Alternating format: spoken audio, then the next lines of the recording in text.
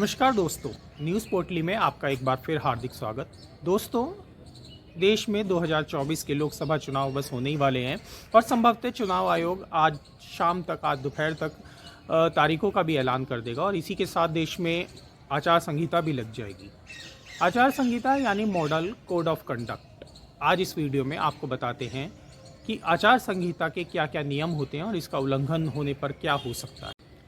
दोस्तों, आचार संहिता एक ऐसा नियम है, एक व्यवहार के ऐसे नियम हैं जिसकी कोई कानून में व्यवस्था नहीं की गई है, बल्कि राजनीतिक दलों की आपसी सहमति से चुनाव आयोग कुछ ऐसे नियम निर्धारित करता है जिसका पालन करना सभी पार्टियों के लिए ज़रूरी होता है, चाहे वो पक्ष की हो, विपक्ष की हो, छोटे राजनीतिक दल हो या बड़े राजनीतिक दल हो।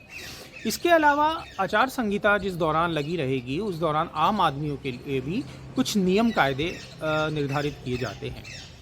चुनाव की जो आचार संहिता होती है वो तारीखों का ऐलान करते ही लागू हो जाती है और जब तक चुनाव चलते हैं तब तक वो लागू रहती है।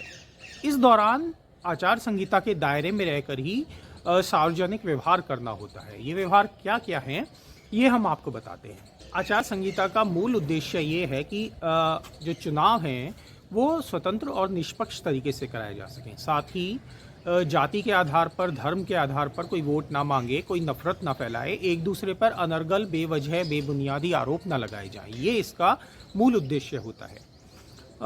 तो इस दौरान ये प्रतिबंधित रहता है कि किसी भी धार्मिक स्थल से, जैसे मंदिर हुआ, मस्जिद हुआ, तो वहाँ से किसी भी प्रकार के वोट की अपील नहीं की जा सकती। किसी भी जाति के आधार पर वोट नहीं मांगा जा सकता और पब्लिक के लिए भी ये ज़रूरी है कि कोई रैली निकाली जाए तो उसकी सूचना थाने में दी जानी ज़रूरी होती है। तो बता दें कि आचार संहिता लागू होते ही जितने भी सरकारी कर्मचारी होते हैं वो सभी चुनाव आयोग के कर्मचारी हो जाते हैं।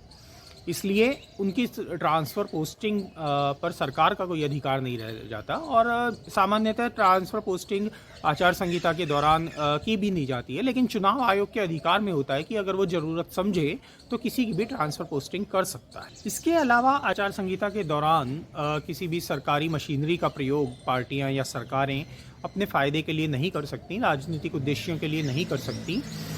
इसके अलावा कोई भी लोक लुभावन योजनाएं घोषित नहीं की जा सकती, नई योजनाएं घोषित नहीं की जा सकती जिसके लिए पहले से घोषणा हो चुकी है और बजट वगैरह पास हो गया है, वो सब संचालित रहती हैं। लेकिन कोई नई घोषणा जिससे कि वोट पाने में आसानी हो, ऐसी कोई घोषणाएं नहीं की जा सकती। आपको बता दें कि आचार संहिता को लेकर भले ही कोई कानूनी व्यवस्था न हो, लेकिन ये इतनी शक्तिशाली व्यवस्था है, चुनाव आयोग की एक ऐसी व्यवस्था है कि इसका उल्लंघन करने पर कड़ी कार्रवाई भी की जाती है, अनुशासनात्मक कार्रवाई होती है, फिर चाहे वो कोई राजनीतिक दल हो, कोई नेता हो या फिर आम आदमी क्यों न हो। उसके लिए ध्यान रखना होगा कि जो आचार संहिता के दायरे में चीज़ें आती हैं उसी के हिसाब से चुनाव प्रचार किया जाए।